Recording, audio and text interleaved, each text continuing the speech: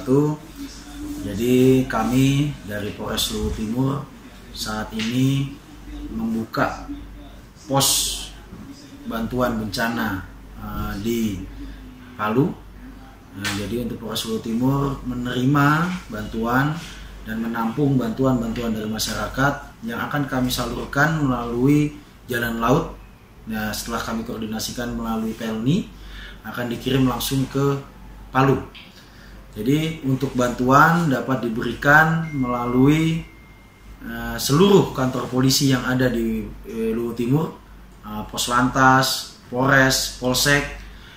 Kami menampung, kami menerima, dan semoga bantuan kita ini dapat menjadi berkah untuk saudara-saudara kita di Palu dan meringankan beban dari saudara-saudara kita yang di Palu.